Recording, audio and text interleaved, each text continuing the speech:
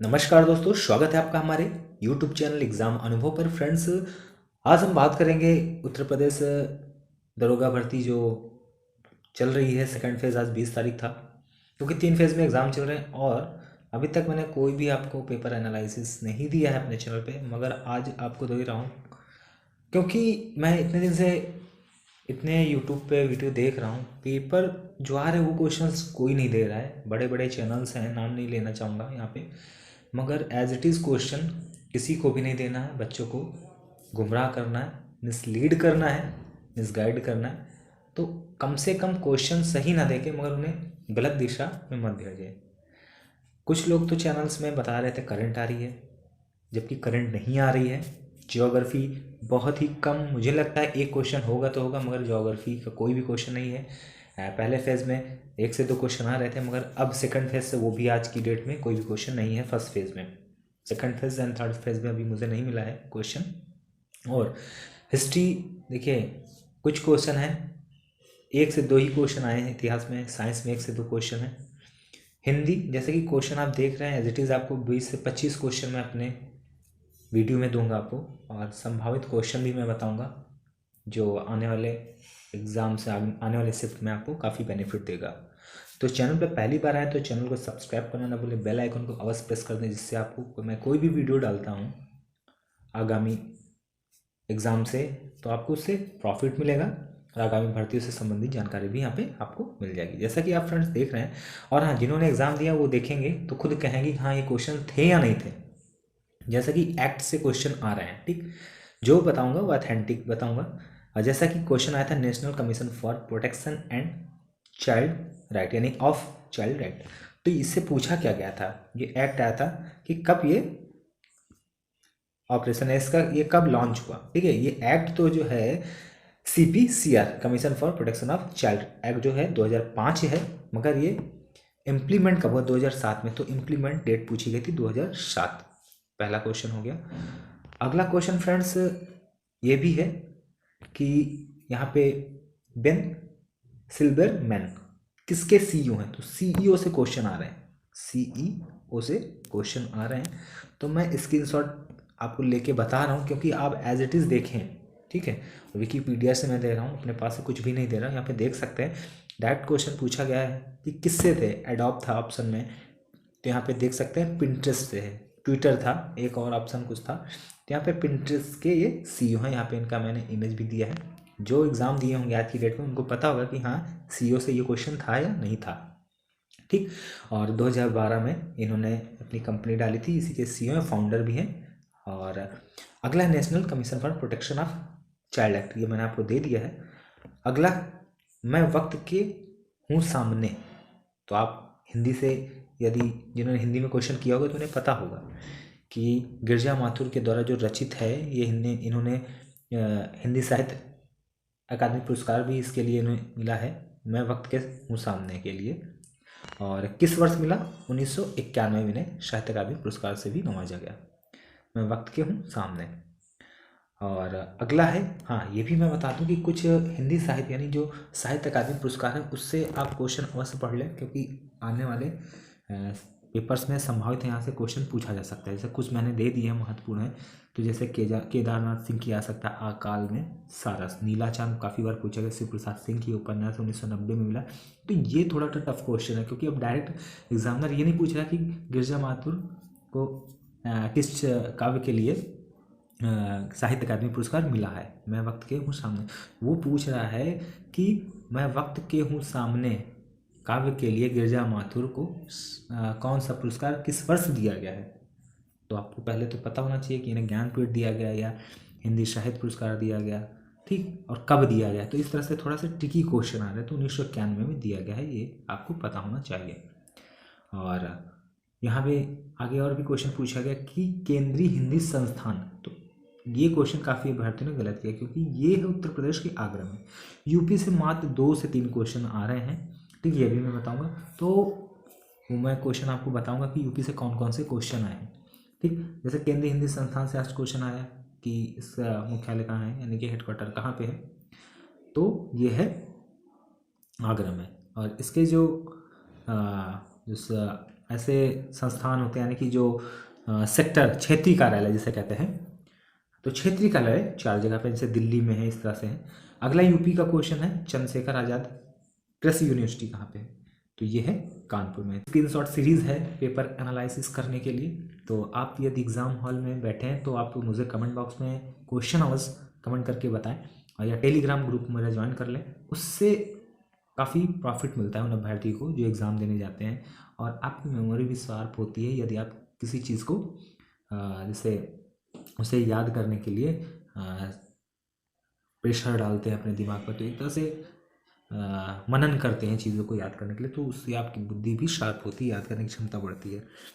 और मैथ से भी, मैथ थोड़ी सी ट्रिकी है, ज़्यादा कुछ नहीं। हाँ, 301 आर्टिकल आया था, तो ये आर्टिकल आया था 301, इसमें क्या था, डायरेक्ट था the freedom of trade commerce and intercourse, यानी पूरे भारत में स्वतंत्र रूप से आप व्यापार करने के लिए स्वतंत्र हैं, इस तरह से ये है आर्टिकल कहता है। और आर्टिकल एक और आया था, हाँ, डायरेक्ट क्वेश्चन पूछा गया, वित्तीय जो आपातकाल है कितने बार लगा भारत में, तो 0 बार लगा, ऑप्शन में था 0। ठीक, डायरेक्ट 360 से क्वेश्चन आया था। और 301 में व्यापार, वाणिज्य और समागम की स्वतंत्रता के बारे में कहा जाता है, तो इससे भी क्वेश्चन पूछा गया है। अगला है 265, विधि के प्राधिकार के बिना करों का अधिरोपण ना किया जाना, तो आर्टिकल 265 भी पूछा गया है।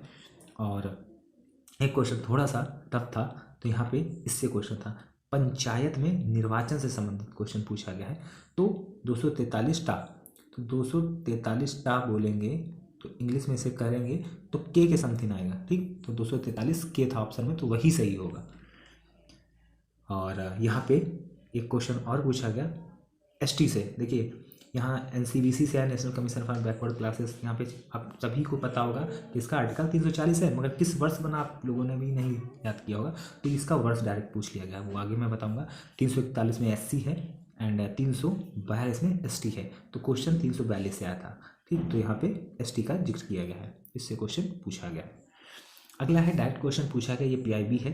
ठीक, 9 जून 2021 की है, तो यहाँ में पूछा गया है कि कितनी फसलों को शामिल किया गया खरीफ की एमएसपी के लिए, मिनिमम सपोर्ट प्राइस के लिए 22 जो फसल हैं उसको शामिल किया गया, इससे क्वेश्चन है। और यहाँ पे मैंने आपको दिया है एनसीपीसीआर से भी दे दिया है। और हाँ, क्वेश्चन एक और आया था किडनैपिंग की जो बॉयज़ की एज एंड गर्ल्स की एज पूछा गया कि किडनैप करने के लिए क्या एज होनी चाहिए, यानी किस एज के अंदर के, क्योंकि इसमें एज बाउंडेशन होती है किडनैप, व्यापहरण और अपहरण। ठीक, तो जिसमें ऐसे क्वेश्चन था, बॉयज़ की जो है 16 वर्ष और जो गर्ल्स की जो है वो है 18 वर्ष, तो ये चीज़ आप देख लीजिएगा, इससे क्वेश्चन आया था, इसमें एज 16 वर्ष होगी।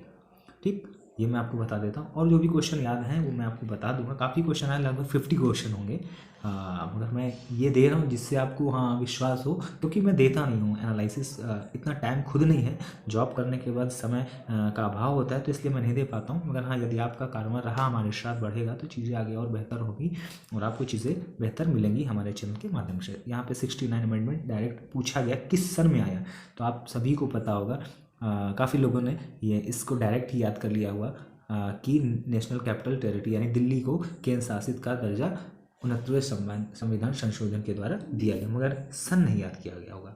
डायरेक्ट क्वेश्चन पूछा गया 1992 में, क्योंकि 1992, 1989, 93, 95 ऐसे ऑप्शन थे, और आर्टिकल भी जोड़ा गया 339A। ठीक, तो ऐसे क्वेश्चन पूछा गया है। और हाँ, डायरेक्ट क्वेश्चन पूछा गया है विश्व हिंदी सम्मेलन, अब ये क्वेश्चन टफ होते हैं, फैक्ट के साथ पूछा गया। पहला सभी याद करते हैं 1975 में नागपुर में हुआ था भारत में, तो इन्होंने क्या पूछ लिया, चौथा पूछ लिया, तो ये क्वेश्चन बन जाता है टफ। ठीक, कि चौथा विश्व हिंदी सम्मेलन कब प्रस्तावित हुआ था, तो ऐसे कोई थोड़ी ना सभी, क्योंकि टोटल भी तो 11 हुए हैं, तो हो सकता आने वाले शिफ्ट में आपको दूसरा कोई पूछा जा सके, तो इससे भी आप पढ़ सकते हैं। ये हुआ था पोर्ट लुइस में, मॉरिशस में, 1993 में ऑप्शन में था, और 95 में भी दिया गया था, मगर उसके बाद देखिए 3 वर्ष बाद, कहीं पे 5 वर्ष बाद होता है, कहीं पे 3 वर्ष बाद होता है, टोटल अभी तक 11 बार इसका आयोजन किया जा चुका है, यहाँ पे देख सकते हैं। ठीक, मॉरिशस में 2018 में, तो ये भी आपको पता होना चाहिए। हो सकता है इसलिए पूछा गया हो ये चौथा कब हुआ था, क्योंकि सबसे लास्ट जो है 11वां पोर्ट लुइस मॉरिशस में हुआ है, जो कि 11वां था 2018 में, तो आपको ये भी पता होना चाहिए कि 11वां तब हुआ 2018 में।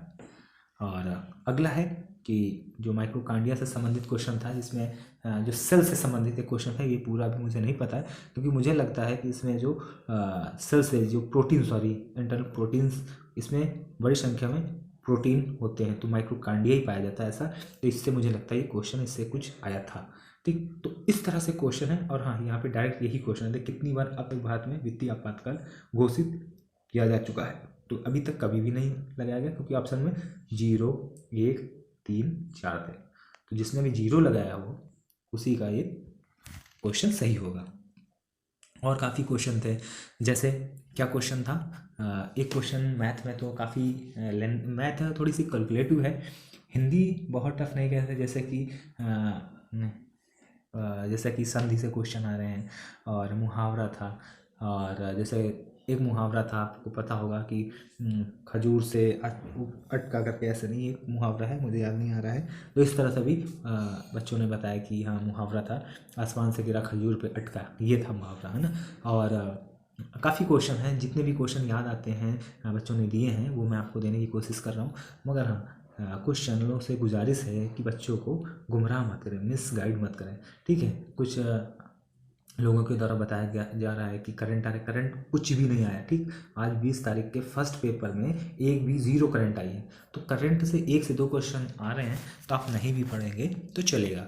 मगर हाँ, थोड़ा जो, जैसे हाँ एक क्वेश्चन आया था, जो मोटर वाहन व्हीकल जो है इस समय ई रिक्शा चल रहे हैं, तो इसका वाट मैक्सिमम कितना दिया गया है, कितने वाट के एक साथ, 2000, 12,000, 6,000। ऐसे जानकारी के लिए आप हमारे साथ जुड़ जाएं, चैनल को थोड़ा सा अप्रिशिएट करें।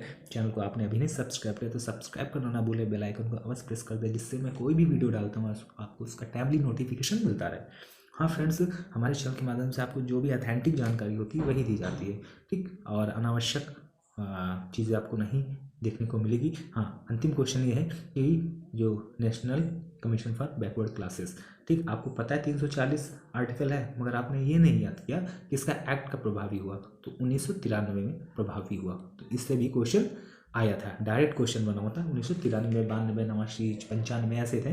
तो ये क्वेश्चन सही हो जाता है। और काफ़ी अच्छे अच्छे क्वेश्चन है, जीएस का लेवल अच्छा है, नो डाउट।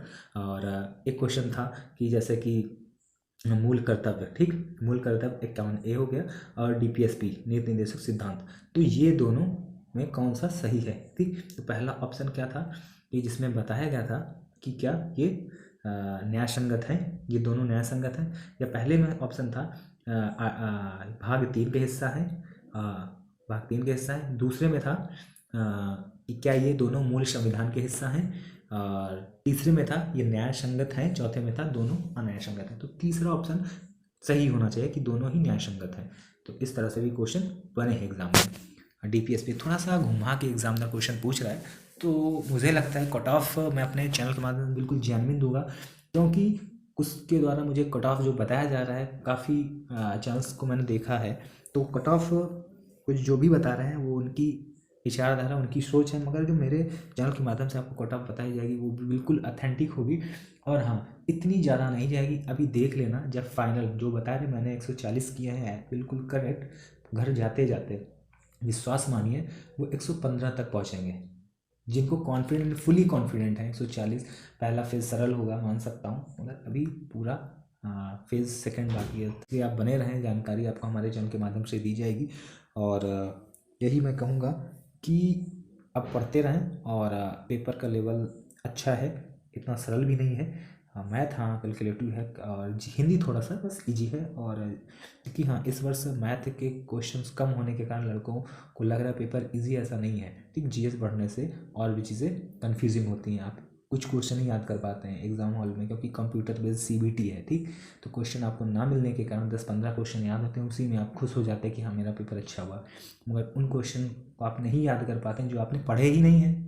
जब पढ़े हुए होते हैं वो तो गलत होते हैं, तब आप मिलाते हैं, अफसोस करते हैं कि हाँ ये क्वेश्चन गलत हो गया है। मगर जो नहीं पढ़े हुए हैं तो वो तो डेफिनेटली जीएस के क्वेश्चन गलत ही होते हैं। तुक्का आपका 20% सही लगेगा, 80% पॉसिबिलिटी होती है गलत होने। क्वेश्चन वही सही होता है जो पढ़ा हुआ होता है, सबकॉन्शियस माइंड में पढ़ा हुआ होता है। एक क्वेश्चन आया था संथाल विद्रोह से, तो सिद्धू कानू से संबंधित था। और हाँ, एक तुलु लैंग्वेज से क्वेश्चन था, ठीक। तुलु जो लैंग्वेज किस राज्य की है, तो ये है आपकी कर्नाटक की, ठीक, कर्नाटक की। तो इससे भी क्वेश्चन था। और जैसा कि एक क्वेश्चन और भी था, जो शैलियाँ होती मंदिर होते हैं नॉर्थ ईस्ट के, सॉरी द्रविड़ शैली होती है, नागर शैली उत्तर भारत के मंदिरों से, इससे एक क्वेश्चन था। तो इस तरह से काफ़ी क्वेश्चन है, मैंने आपको लगभग 30+ क्वेश्चन दे दिए हैं, और भी क्वेश्चन मिलेंगे तो आपको हमारे चैनल के माध्यम से दिया जाएगा। हाँ, आप फिर से मैं कह रहा हूँ, आप मेरे चैनल को जैसे टेलीग्राम चैनल ज्वाइन कर लें, ठीक है, वहाँ पे आपको काफ़ी ज़्यादा मात्रा में क्वेश्चन प्रोवाइड किए जाते हैं। और हाँ, यदि आप एग्ज़ाम हॉल से निकले तो बिल्कुल सही जानकारी दें, ठीक। यदि क्वेश्चन आपको याद हो तभी बताएं, ग्रुप में डालें, अन्यथा मत डालें। तो चैनल को अवश्य सब्सक्राइब कर लें। वीडियो कैसा लगा मुझे सब्सक्राइब करके बताएं, वीडियो को लाइक अवश्य कर दें, साझा अवश्य कर दें, जिससे मुझे मोटिवेशन मिलता रहे। Thanks for watching. जय हिंद।